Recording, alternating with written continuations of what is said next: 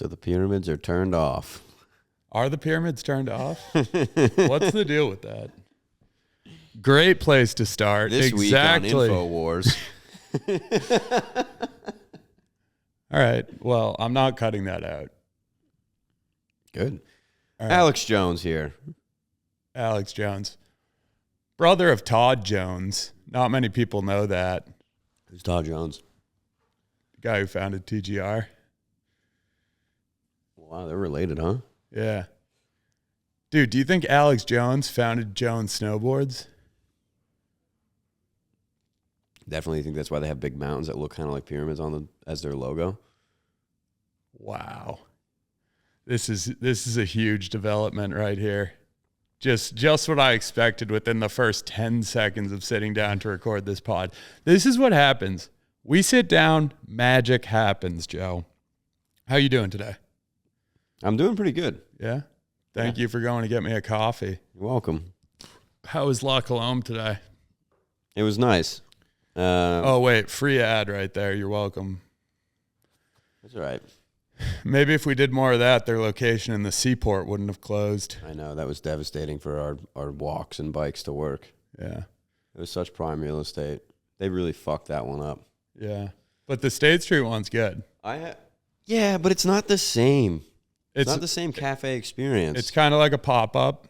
Yeah, it's more sterile. Just to give the listeners a visual, this is a building where big business happens. There's a lot of big business going on. There's big business, and it's a little bit above me and Joe's level of comprehension.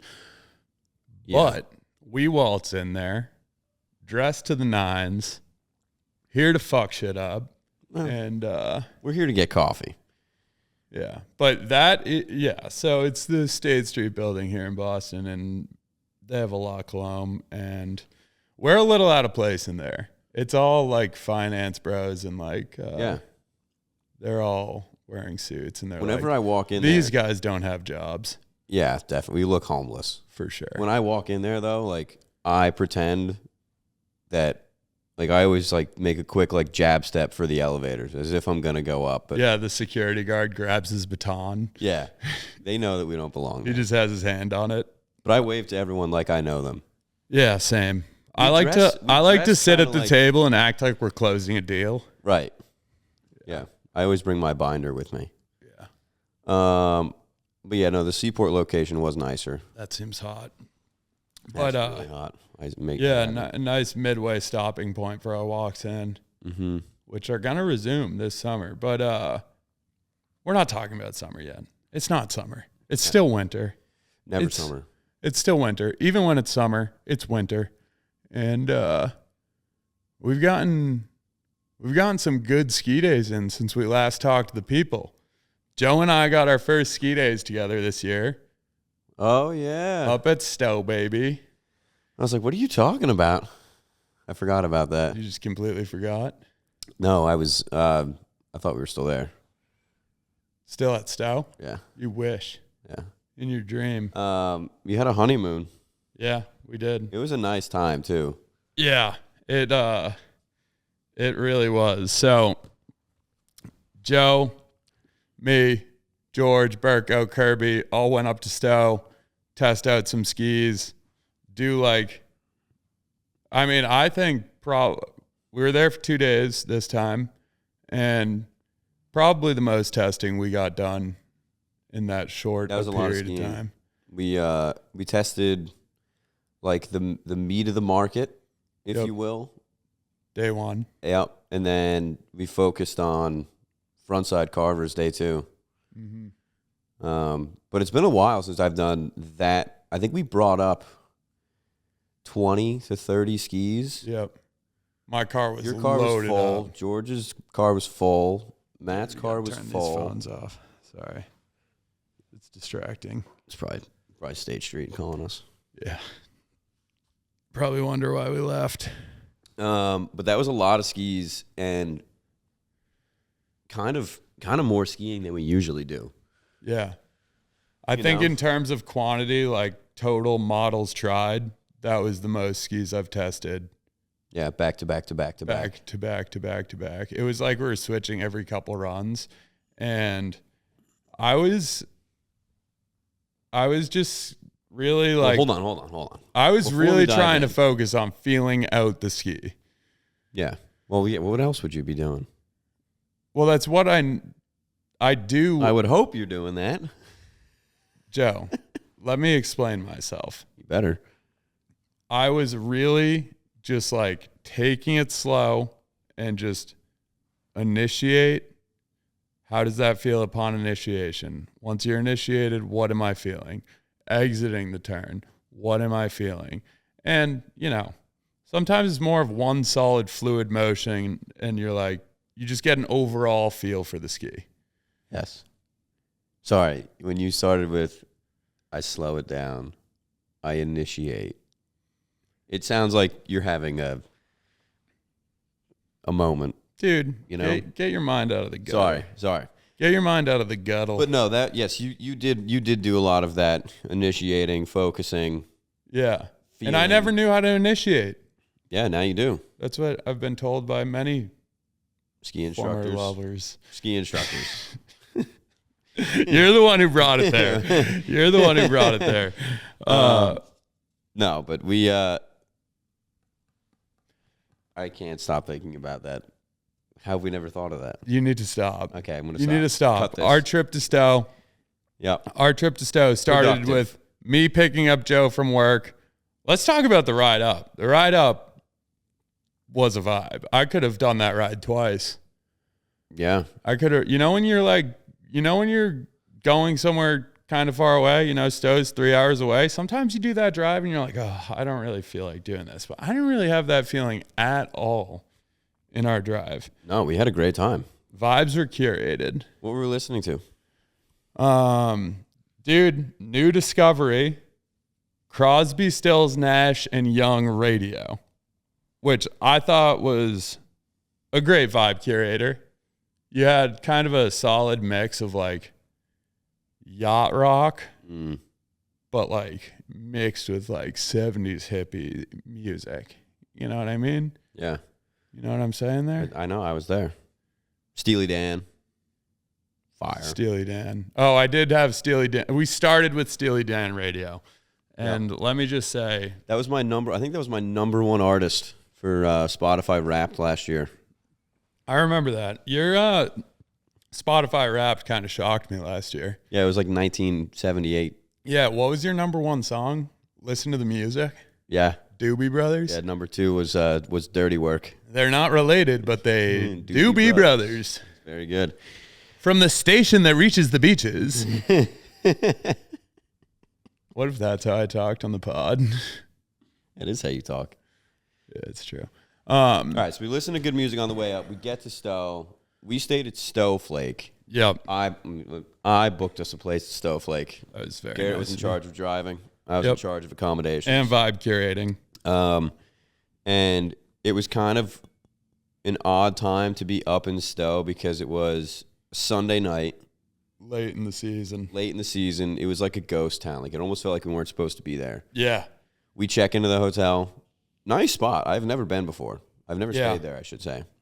And it felt like we were the only ones in this massive in quotes, hotel. No, it's a huge hotel. It's a big hotel. It's a huge hotel. Well, it's not sprawling. Yes, exactly. So it's not vertically large. I think there's only one floor. But maybe it's a basement. That makes it feel bigger because it's all spread out. Yeah. We were like the only two people there, and we walked for like a good 5 minutes to get to our room. Yeah. I remember it really put us in the back corner. We really have to put us back here. But it kind of felt like walking through like a lair. Yeah. Well, actually, you didn't walk the other way. No. Like I did. I did a full tour of the hotel. Yeah. I had to go take a dump at the spa. The room was small. The room wasn't that small. You're just shy. I'm just shy. But good location. It was right across the street from Idle Time Brewing, right kind of like cat a corner to Picasso. Yep. So right on the strip. Shameless plug. Go stay there if you're going to stay in Stow. Stow Strip. Not a bad place to stay. Yeah. Idle Time was delicious. Yep. We got burgers. Mm-hmm. Watched ball. Mm-hmm. You won a bet. Yep. I tried. That was the last bet I won. Yeah. I maybe ever. Could be. Yeah. Yeah, and then we were good boys and girls though. We went to bed very early. Yeah. Didn't even get any beers for bed. No. Like that's No. normal thing that someone would do. It is a ski trip. I mean, that's pretty normal, I think. Standard hotel beers. And then we woke up and went to the mountain. Well, we stopped in first at Pinnacle to get you some new ski socks. Oh yeah, shout out Pinnacle. Garrett didn't pack. First any time ski in socks. Pinnacle. That was your first time in there? Oh, I think that's my first time in there too. Yeah. In that location. Yeah, got some ski socks because I didn't even pack enough socks. Yeah, you didn't pack any socks. I didn't pack anything. Yeah. I don't pack anything. I overpack. I just I really just underpack and hope I can get some merch when I get to wherever I am. You got merch, but you just have to pay for it at Pinnacle. Yeah, sock merch. Well, that's okay. We're just supporting other retailers. Our friends. Mm-hmm. It's good karma. It is good karma. And then So we get to Stow. socks felt great. Yeah, we get to Stow, and it was, 20 degrees? I think I was expecting this testing boondoggle to be more of like 45, 50, sunny, soft Lush. snow. I'm in a t-shirt, Yep. My boots are exposed. I'm probably in jorts, Yep. That's kind of what I was envisioning for this testing. It was the complete opposite. It was full-blown winter. It was like 20 degrees, snowing, foggy, cold. And Not great. Not good. It had rained, I think, the Saturday prior, or maybe overnight or something. And the snow, it was like boilerplate covered by man-made granular underneath, like, Granular, huh? yeah, That's a pull. and then underneath, like, I don't have to Google what that word means. the top layer was kind of like this it was like fairy dust, like Okay. ice crystals. But you get through that, and then This it was is just very descriptive. boilerplate. This tough is skiing. beautiful. Would you agree? Is that Yes. kind of what the snow was like? I mean, it was all. I'm a little overwhelmed by everything you just dropped, but Yeah, sorry. Too many adjectives, you think? way too many adjectives All right. for my pea brain. All right. So I'll just dumb it down. The snow was Bad. was bad. It wasn't awful, but it was bad. It was bad. You had to ski it. Like, you couldn't. You kind of had to be on your toes. It just wasn't forgiving. Yeah. It just wasn't really that easy. But conditions like that kind of give you a reason to want a ski like a Mantra 88, an Anomaly 88. Yeah. Right. Earlier, more Those powerful skis. But like a little bit towards the all mountain. I mean, we're going to talk about more narrow Yeah. frontside skis. But no, a day like we had on Monday, I would want something like 88. I think. yeah, 88 millimeters because it can handle some of that like crud a Chop. little bit better. Although those frontside skis, we'll get to it, but they did better on Yeah. some of that like shitty chop than I thought. Yeah, so I started the day on Mantra 88 in the Remedy boot with the new Jester X. Hell behind yeah. me. Hell yeah. We're stoked on that. Yeah, new Griffin X, new Jester X are awesome. I mean, I haven't gotten to click in it. it's But it's a little easier to click into than current Griffin. it's got a nicer click. It has a nice, like, kind of thunk sound, Yeah. which I like. Yeah. I'm all about sensory overload. I wanna Yeah. hear I mean, thunks all the time. main judgment I have towards the binding is how it sounds when I click in. Yeah, and you sit so low on the ski. Oh yeah, got didn't- that low stack. Did you see that? Yeah, I think it's a full. I thought you were on the snow. It felt like it, I thought you were boot skiing. I thought you had So- some sled dogs on. which is kind of nice on like a all mountain or free ride ski like that, because you just feel more connected to the ski itself on that wider platform for a ski that's like above 88 millimeters. For sure. You know, you probably wouldn't want to put that on like a carving ski. You'd probably just boot out. I wouldn't, but like someone that can actually lean a ski over would probably boot out.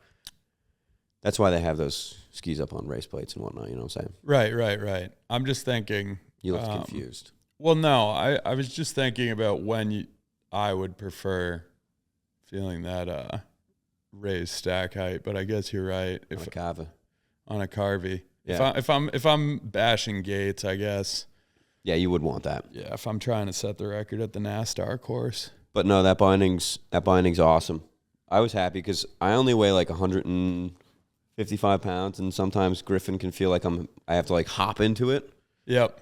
This one just slid right in. Yep. And you're a full centimeter lower as far as stack height goes with the new Jester and Griffin X. Yeah, that ain't nothing. That's low. Yeah. It's a low rider. I mean, that's significant. And then the brakes, not that like it would be a huge deal for customers per se, because no one's really like mounting or changing bindings themselves, or not a lot of people. But like the brakes are integrated onto the heel piece, and the brakes are now one.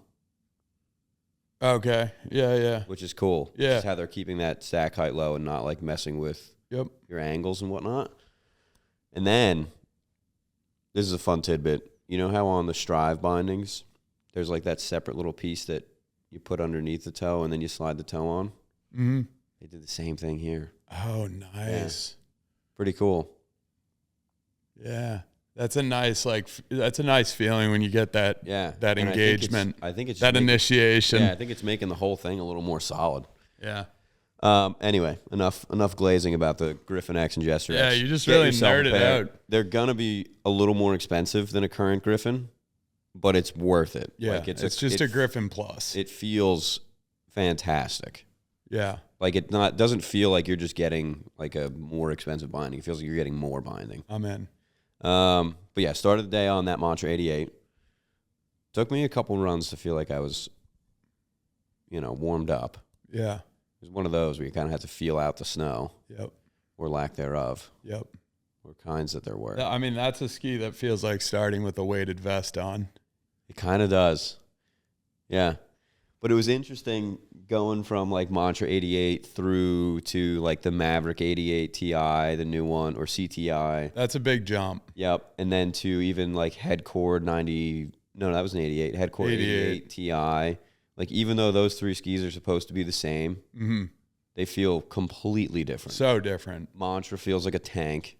You could kind of blast and plow. Let's stay on the 88s. Yeah, it is an 88. Oh, I'm still Mantra M7 brain. I'm not used to it, dude. You're a Völkl guy. You don't want anything to change. I'm used to it. I think I just... You're used to Kendo. I'm used to Kendo. It's okay. Kendo. We can pour some out for Kendo later. We will. But yeah, Mantra 88 to... Thank you. Like Maverick to Core. If you read about them, you look at them, you feel them, like they're supposed to be the exact same fucking skis. Yeah. They're not. No. Like Mav 88 and Head Core, you can toss them around a little easily or a little more easily. Yeah. I mean, I think there's a big separation between those two and the Mantra. And those two. The Core and the Mavs are pretty close. Pretty similar. Yeah. Those skis I actually would put right next to each other. Yep. But like going to the Mantra, it feels like you have two pairs of each strapped to your feet. Right. Which is wild. Yeah. But right. What do you think's better, Maverick 88 or Core 88? And be honest. Gut instinct, don't think about Maverick 88. What do you think you like better about it? Stronger. Okay. I think they both had the same amount of energy at lower speeds. I think pretty similar feel in the shovels. I thought the Core was a little bit softer in the shovels. Okay. Smidge. Okay. Not that I was leaning forward much, but... Yeah. I wasn't skiing that hard or aggressively, so I guess that's... Dude, yeah, you were. Oh, also, something we got to get to is Gary's turn camp. We'll get Gary's turn clinics. We'll get there. Which I had a very successful couple of days coaching Joe. An expensive couple of days. Yeah. Lessons are not cheap. Yeah. Social capital. But dude, I'm taking your photo. you're just paying attention to your phone. I'm literally taking your photo. Dude, take my photo. We can post it on the story. Let the people know the boys are in the studio. But no, I would say the Maverick and the Head are really for the same customer. That could be a toss-up. You're kind of splitting hairs between those two. Yeah. I would say, I think the Mavericks look better if that comes into play. yeah, that's not the same exact ski, but it looks similar. The Head looks pretty good. I'm fine with it. Yeah. I guess I'm not a graphic snob like you. Excuse me? You heard me. All right. But yeah, those two were fun. I got on an Anomaly. I got on a Mantra 88 next to each other. Those two are also pretty similar. They kind of live on the other end of the spectrum. But Anomaly 88 still More playful. more forgiving than a Mantra 88. For sure. Mantra 88 Anomaly 88 lives right between Enforcer 89 and Mantra 88. Yes.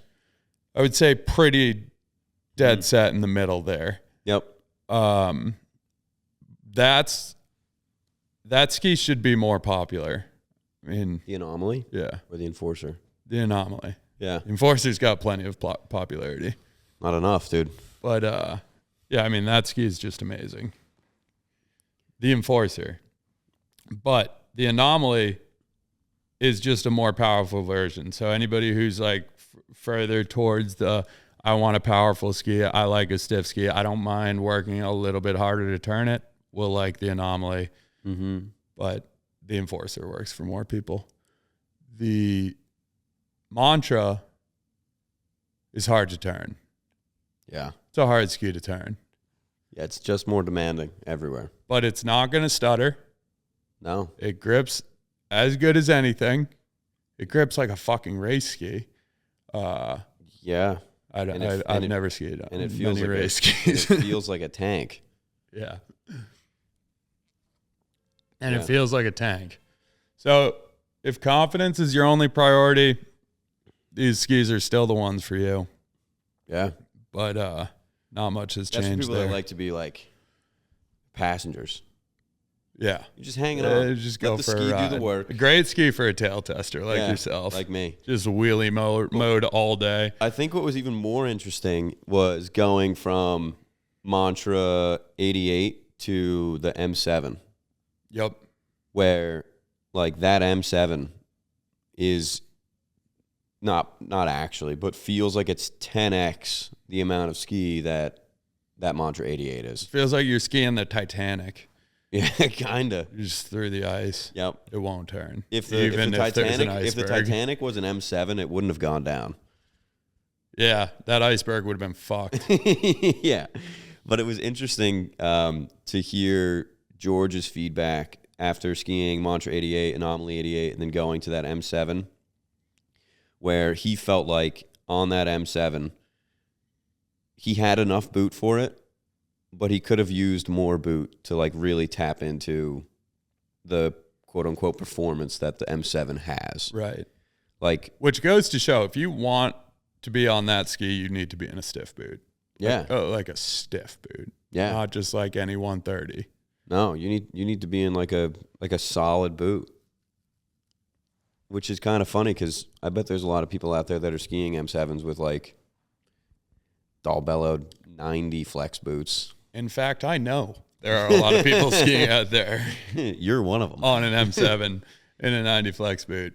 But I thought that was kind of interesting. Like they live in the same family, they have the same name, they look similar enough, but when you kind of scale up whatever construction they have going on from like the 84 to the 88 to the M7, you get so much more ski, and it's probably just too much ski. What if they just put more metal in it? I mean, there is more metal in that than there is. You're saying they should put more metal in it? Yeah. No. Well, that'd be the M5 or the M6. True. It's crazy that this is the most forgiving version of that ski. Yeah. Well, I think years ago, like when the Mantra and Kendo first came out, like they were different skis. Like they were a little bit lighter, more playful. There was more rocker to the skis. So like they were known to be, you know, a little more agile, but they've since like swung that pendulum back to be like this freight train of a ski, which is not don't get me wrong, that's not a bad thing. There are people out there that want that. When they first came out, they were kind of like marketed as like free ride skis. Yeah. Like they had like, they still are cool like park kind of graphics on them, like ninja sword. Oh yeah, I know exactly katanas and stuff. Yep. That's crazy. Yeah. I might remember seeing someone ski a kendo in the park. Yeah, that wouldn't be shocking. When it first came out. Yeah. Like you could ski these in the park too. I mean, you'll have to replace the rails. But. I have. Yeah, the rails will just sink in. Yeah. Where'd the rail go? It's below the snow. But it is kind of interesting that it seems to me like every manufacturer out there, regardless of what kind of ski they're building, has tried their darndest to like increase the usability and skiability at low speeds without, you know, dumbing down the performance for skiers that are more on like the upper echelon of performance and technique and aggressiveness, like the Anomaly, for example, or the Enforcer series. It's like that was overhauled last year. Yep. Like Declivity. You didn't lose any of the performance that a really aggressive skier wants. It's just easier to ski. So they figured something out. Right. To me, it feels like with the Mantra 88 and with the M7 and even the introduction of the new Mantra 84, like it feels like they're just building better versions of what they already had. Mm-hmm. You know, it feels almost as if they're using their own skis as benchmarks. It's like, well, let's just make the M6 easier, which they did. Right. But they're not skiing anything else. Right. Where, you know, an Enforcer 94 is not really much less ski than an M7. But an Enforcer 94 for this season and next season is so much easier to ski than previous generations of itself. Right. It's like they're doing a better job of improving performance and broadening the user friendliness of the ski. It's crazy what changing a couple things about the shape of the ski can do. So I think Völkl has a really good ski in the top end. Just not the tail of the ski. I think, you know, and maybe it's because there are like Völkl skiers who like the demanding. There's 100% a market for people who like these and there's skis nothing that wrong take with a lot of ski work. like that. It's just it's more difficult to feel confident putting a consumer on that product, knowing that there are skis that are just as good, but way fucking easier. Right. And I think that's a good transition into skiing that Völkl Paragon on Tuesday at Stow. Because that ski is something that they market as like frontside, burly, powerful, all of these things. Yeah. And it looks a little more aggressive than a Mantra, right? You know, it's got like that more aggressive side cut. 100%. Has that like hard cut off. Yep. The binding, it's like the Griffin low ride binding, so it's all integrated into the ski. And like you look at the thing and you're like, fuck. Yep. Here we go. Knowing like how a Mantra skis, you would assume that a Paragon, like a more narrow, more specialized ski is going to. This is just a more demanding Mantra. Yeah, I got on that thing. And Tuesday, again, like the conditions on Tuesday were much better. Like it had was some fresh snow. Some of it was hero snow. Some of it was like a little mushy, chopped up, but wasn't as icy. No, definitely not. There wasn't really much. There wasn't much ice. It was gas conditions. It was foggy. Like it wasn't. It was low vis. It was definitely storming a little bit. Yeah, but still way better. So anyway, like I get on this ski, and within 2 turns, I was like, wow, like Völkl does know how to make an easier ski that still has a ton of performance in the top end. Yeah. That's proof of it.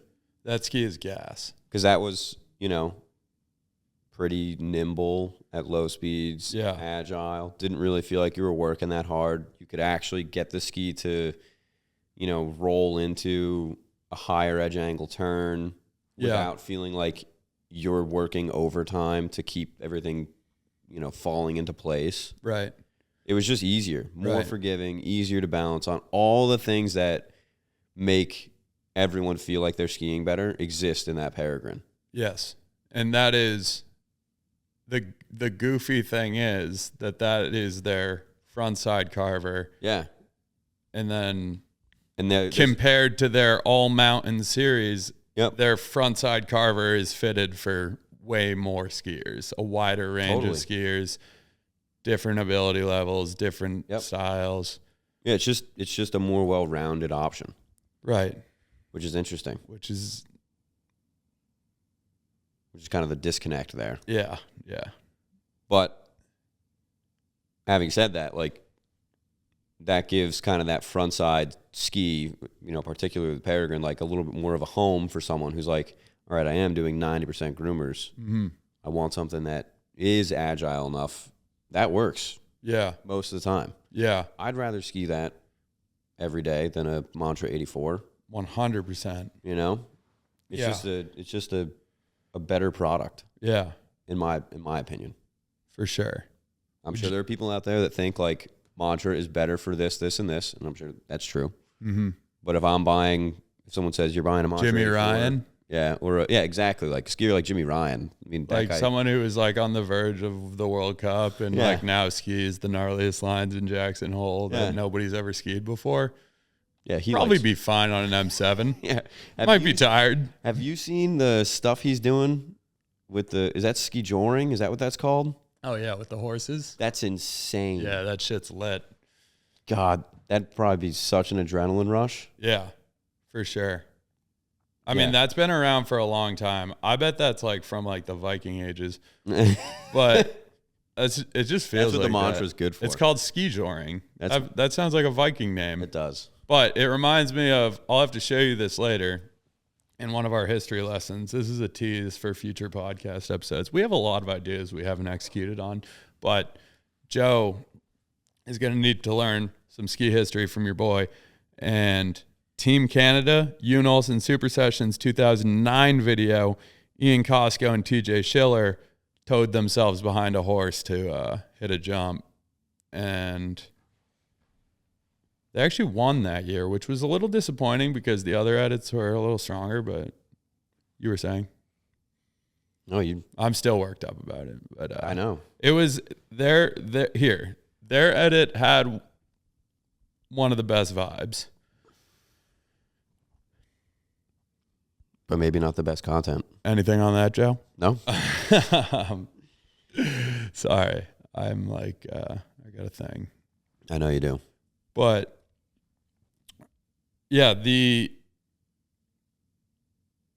anything else you want to say about day one testing, that meat of the market? I mean, you moved on to the Paragon. No. I mean, I guess kind of the overarching theme of that day was and this sounds like bullshit, but there's really not many bad skis in the meat of the market zone. No. We skied ripsticks, we skied headcores, we skied enforcers, we skied the Mantra series, Anomaly, Declivities. Second time I've chimed in with I know.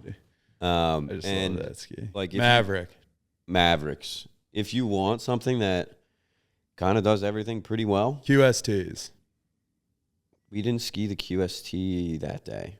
Not that day. But yeah. But we've skied it. Right. And it's great. I think what we're learning though this season is those do everything pretty well. And I think we talked about this last time. But like when you get something a little bit more specialized, you realize the benefits without losing a ton in the quote unquote all mountain side of things.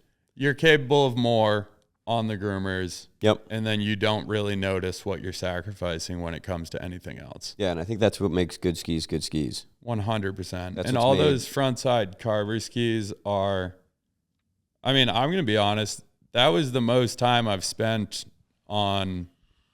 I was talking more about narrower all mountain skis. Oh, my bad. Like 88 millimeter all mountain skis. Yeah, like the Anomaly 88.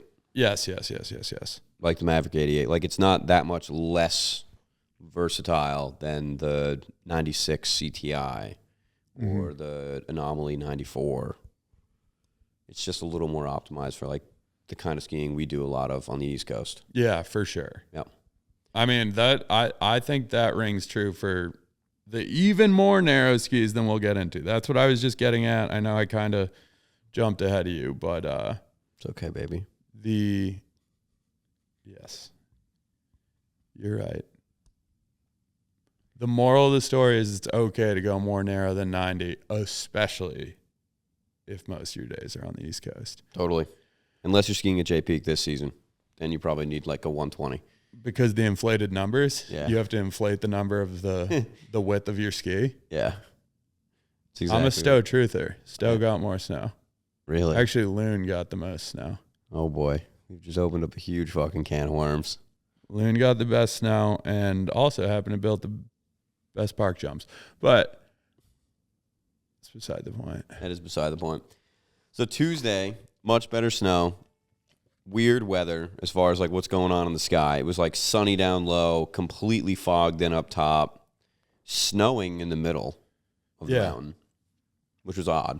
We were in like a fog sandwich. It felt like we were in like a weird microbiome that had all of the seasons in it at once. Yeah, a big snow globe. Felt like we were at the Four Seasons. Whoa. Boom. You think that's why they called it that? Yeah, because you got sauna, you got pool, I bet they have like a cryo chamber in there. It's a nice hotel. And then you have your hotel room. I have to pee. Okay, I'm going to keep talking. What it's like to do a solo. All right, so this week on InfoWars.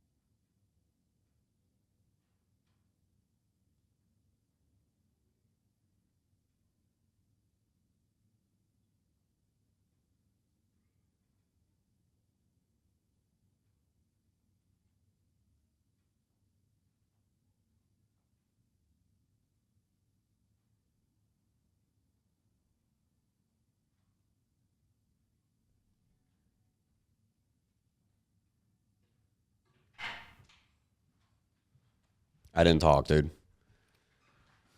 All right, we're back. Shout out to me for being well hydrated.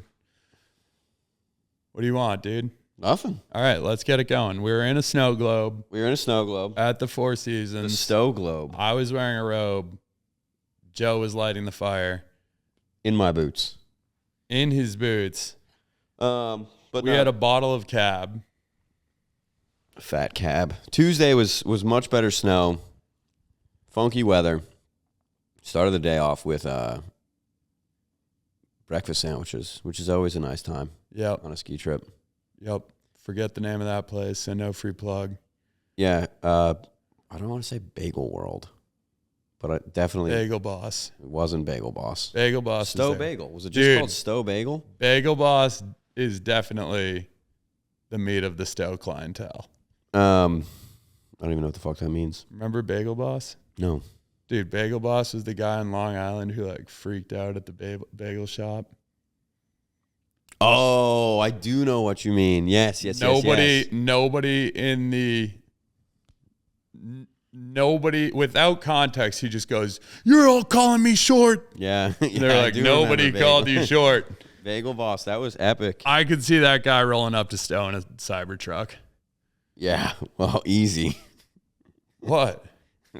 Everyone's getting their Cybertrucks keyed right now. I was going to say, Joe would key it. Yeah. Anyway, started the day off with breakfast sandwiches, rolled up to the mountain. Much better snow. Kind of to my surprise. Mm-hmm. I was not expecting the snow to be as good as it was. And we did frontside skis. All frontside skis. Lined them all up, right on the snow. They look beautiful. We did, let's see if I can get them all. We did Curve GTX from Fisher. We did Elan Wingman 82 Black Edition. We did Blizzard Stormbird DTI, 82 DTI, down to initiate. DTI. That's definitely not what that means, but we'll take it. Yep. We did the Nordica Doberman Multipista. Völkl Paragon 82. Stokely Montero AR. Did I get them all? Stormbird? Did you say it? I think I said Stormbird. Roll the tape back. Didn't I say Stormbird 82 DTI down to initiate? Yeah, you did. I think that was all. All right, there's a lot of skis. I think that was all of them. Yeah.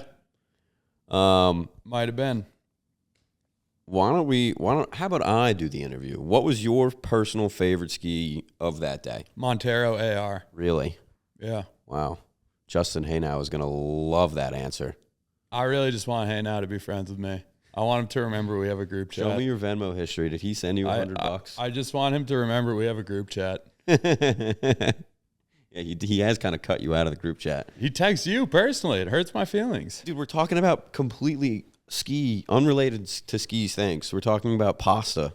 I want in on it. Do you cook pasta at home? Yeah. Maybe you should do SpaghettiOs. Oh, God. And Annie's mac and cheese. That's not fucking pasta. It's close enough. It's in the pasta family. Sure. But that's what we text about. Anyway, Montero AR. Shout out Justin Haynow and the Stokely boys. They're getting a lot of airtime here. We're going to have to cut this. Yeah. People are going to think that we're a Stokely-sponsored podcast. If only. Yeah. Odermatt's coming on next week. I like it. I'm kidding. He's not. We can't lie about that. I like it. Montero AR, why was it your favorite? What did you like about it? Smooth, powerful, gripped really well on, it just felt really fucking smooth. Yeah. And it just turned really nicely and ate up chunder. Like it was like a little bit bumpy that day and it just confidently blew over that stuff. No problem at all. Like a GD steamroller. Yeah. No, I mean those are all I like that. And then what was your least favorite of the day? Not that it was a bad ski, but what was your whatever 6th or 7th position? Stormbird. Interesting. Stormbird. Really? But because like the caveat, is that the right word? Yes. Is that on the last 2 runs of the day, that's when I was skiing the Stormbird, like 2-3 runs, the snow was fucking weird. And I couldn't tell if it was the snow. At first I thought it was the ski, and I was like to George, I was like, the snow is really weird right now because if it's not, this is a terrible ski. You talking about our last couple of runs? Yeah. Yeah, we were skiing off of that double chair. Yeah. It was like baked on top and like it was just sticky. Crusty, mushy, sticky. Yeah. Yeah. And like a mousse cake. Yeah. Thought there was mousse cake on the bottom of my skis. But I was like, the snow's weird, right? And he was like, yeah. So snow was weird, so maybe not the most fair shot for the Stormbird. Yeah. But I did feel like it was getting deflected a little easier than the other skis, and I felt like it just kind of responded to the more turbulent snowpack a little bit less confidently than just about everything else we skied.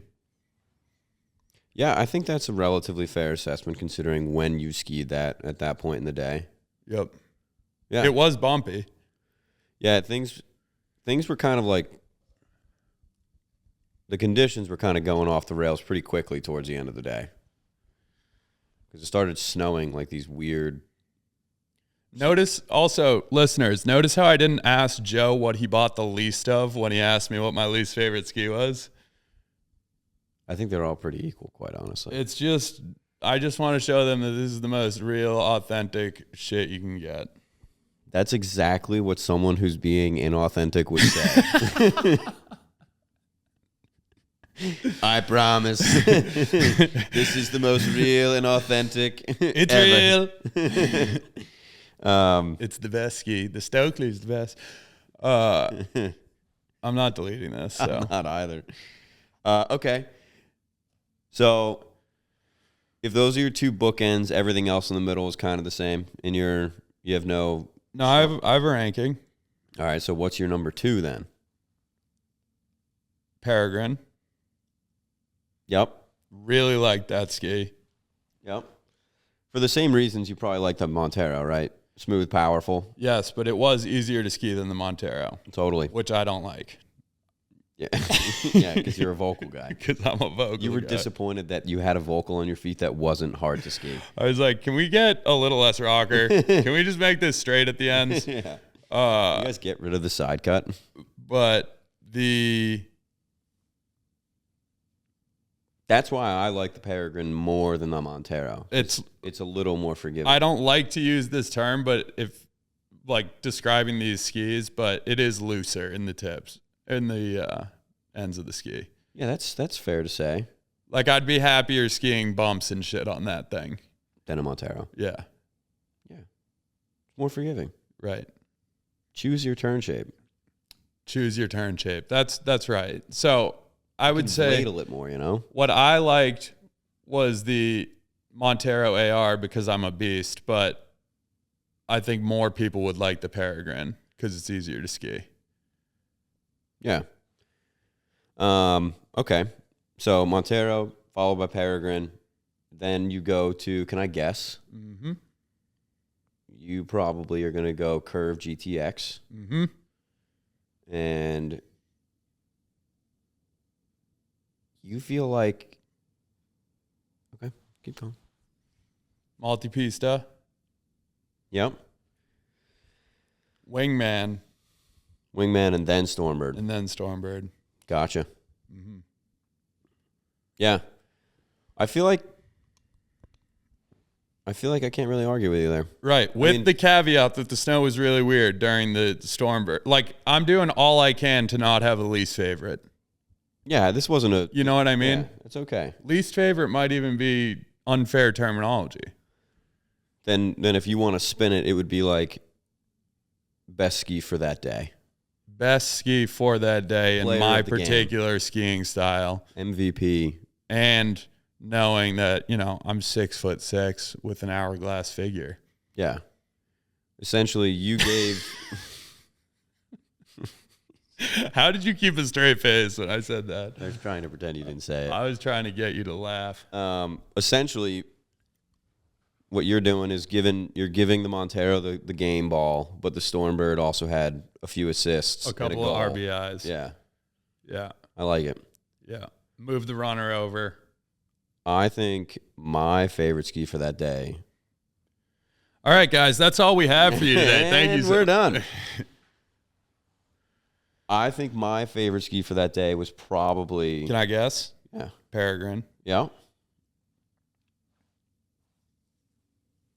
Multipista. Hold on, pause. I think the Paragon was my favorite ski of that day because of how shocked I was at how much I liked it. True. That's another caveat. And that's the first... You were coming from an M7. That's the first ski that I got on that day. Yeah. Yep. Anyway. Keep going. Yeah. You were going to guess my lineup. Paragon. Yep, that's number 1. Multipista. It's not number 2 on that day. Curve. Curve is number 2 that day. Let's go. Wingman. Yep. Stormbird. Yep. Multipista. Yep. AR. Yeah. So you were almost opposite of you. Almost opposite, but the Paragon, I mean, that shows that the Paragon kind of covers a wide range because that list was basically in reverse, but then the Paragon clearly Bridges checked boxes for both of us. Yeah, I think the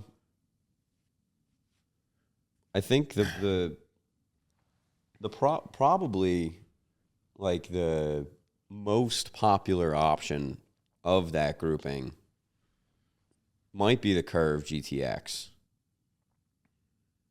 Yeah, because that kind of lives. Some of them are new. That kind of lives in the middle. Yeah, of that whole lineup. Yeah, and it has a really appealing graphic. Yeah, it looks kind of Euro chic. All those skis are kind of sold the same way. Like if you're at the ski wall, yeah, you look at them, you know exactly what they're for. Exactly. So somebody's going based off which one feels right. Yeah, look meaning looks right. Right. Yeah. Multi-piece is probably my favorite graphic. It's a great graphic. Yeah. It is a really good graphic. It's kind of cool to have a dog. It's a good graphic. Kind of cool to have a dog on your skis. It does have a dog. You know what they should do is bring back kind of like from the K2 Merlin from years ago, where when you would bend the ski, the tip would light up. Like there was a light in the ski. It'd be cool if Nordica, maybe this is where they should invest dollars, in my opinion. It barks. No, when you bend the ski, it barks. No. I was thinking when you bend it, they had like the dog's eyes light up. Oh. Yeah, or barks. Yeah. Yeah, if anyone at Nordica's listening, that's what moves the needle. We should get all the enforcers to bark. When are they going to come out with ski boots with light up stuff on them? Like light up shoes? Dude, speed machines basically bark when you flex into them. Yeah. They more like whimper.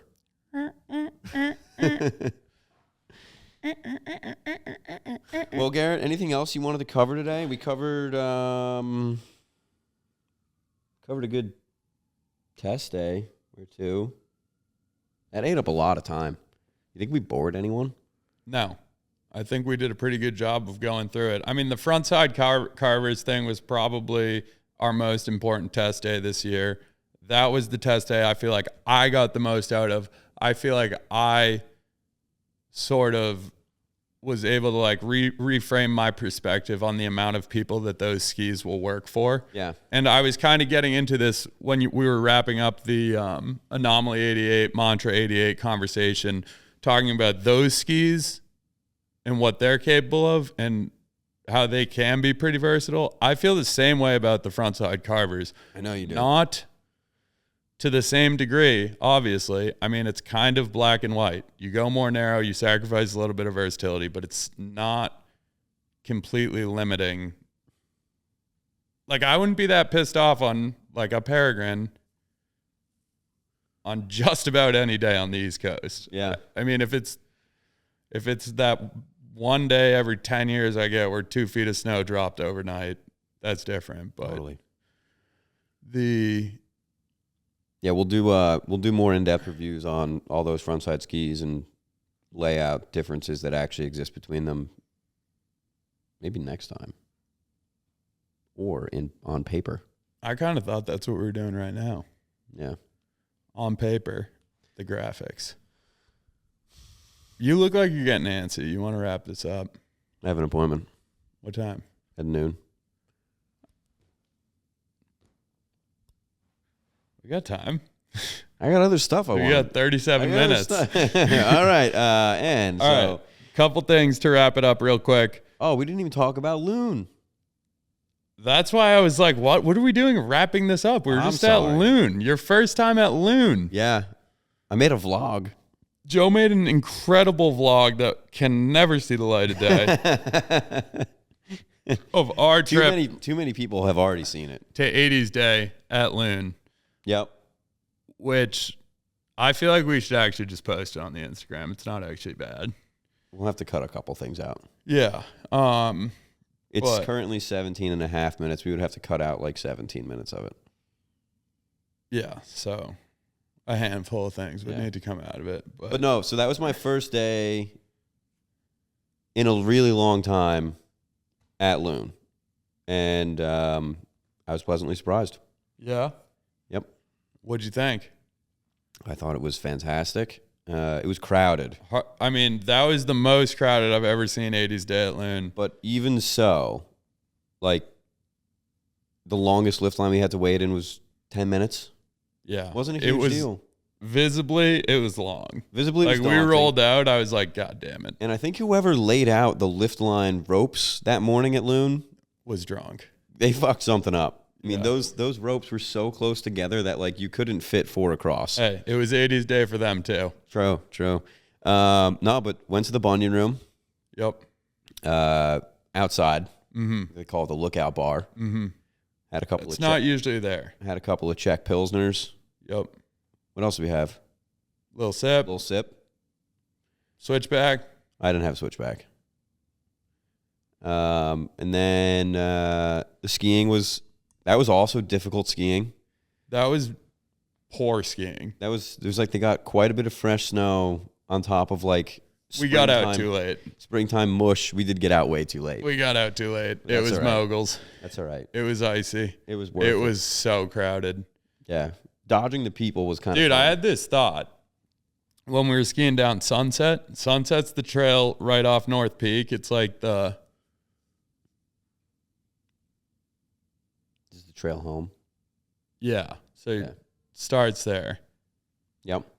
When we were on that packed Sunset trail, I'm like, I wonder if this trail would be this congested if everybody had boots that fit. You think that's what has to do with? That's the biggest factor. I just think traffic. there would be a ripple effect. You know, people would be stronger, more confident skiers, and they'd hurry up. Yeah, you're probably right. If people were skiing more confidently and boots that fit, there'd be less traffic. Well, good thing we're doing our part to. Would it be noticeable? It'd probably be pretty noticeable. Yeah, but pleasantly surprised with Loon, even on a crowded day. I think I'd like to go back on like Bluebird Groomer Day. I think I said it to you that day. Like I want to do that, and I also want to go back. Weekday. Yeah, I also want to go back like during a storm because you have some goodies that only the locals know about. That's right. Good vibe though.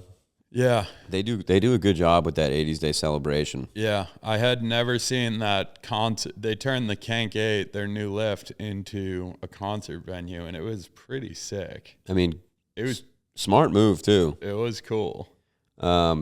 It's usually outside, right? The concert? Yeah, I remember they sent this big email that was like, we're moving it inside, and that's not what I expected when they said they moved it inside. It seems like the best place to have it. It was like a pavilion.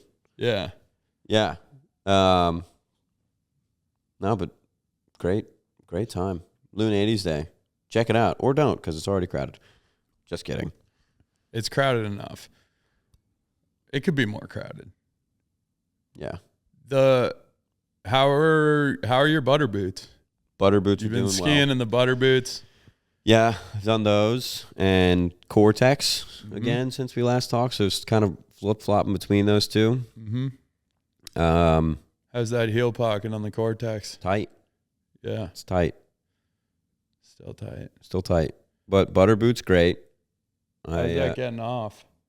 Not the easiest thing. You were taking off one of the boots, and I thought I hit an animal with my car.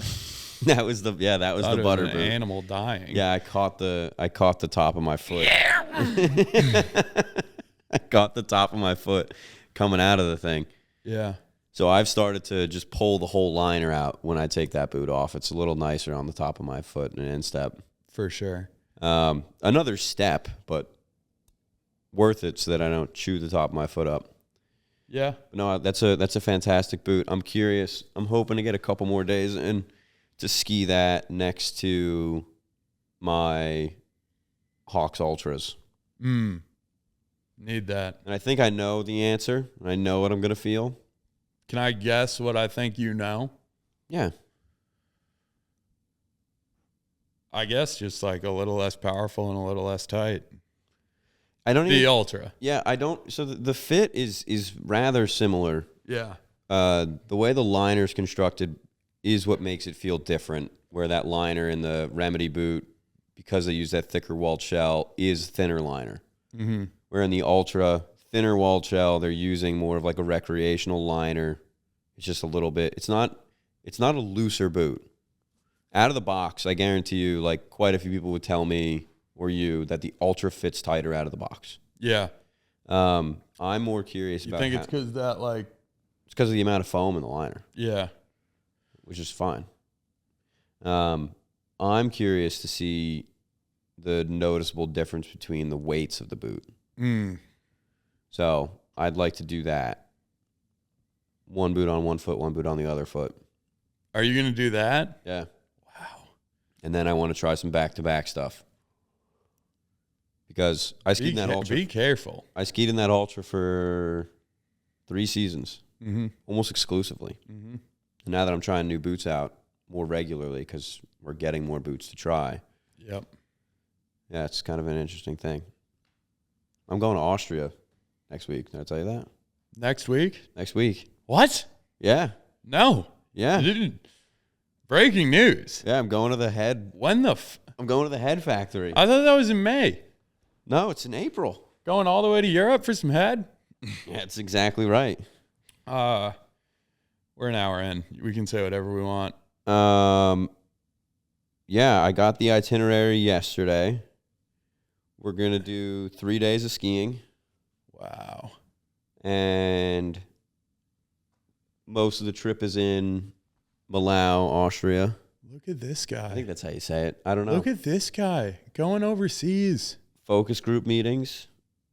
I don't know what we're focusing on. Dude, what's it like to be my little world traveler? I don't know. Are you scared? No, I don't think so. You were just in Austria. No, I wasn't. Edelweiss. Yeah, we were up in Stow. Yeah, so that's where it starts, right? Yeah, so we'll report back. Nice. Cool. Yeah. And then dude, that's sweet. Cool. We'll keep the listeners updated on that one. Maybe Joe will make a vlog. And then there's a bunch of cool shit going on in the ski industry right now. I feel like there's sometimes too much stuff for me to even keep track of. Like, I don't know what's important and what's not anymore.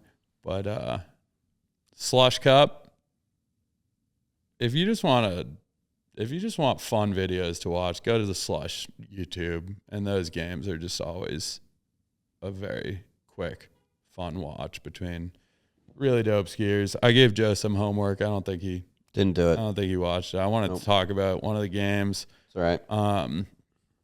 But if I'm ever anxious, if I'm ever like panicky or flustered, just throw on a Slush game, and it'll really calm my nerves right away. Should we wrap this thing up? No. I think we should wrap this thing up. All right. Sounds good. Thank you guys for listening. Thank you, Joe, for joining me. Thanks for having me. It's clearly taken out of your very important schedule.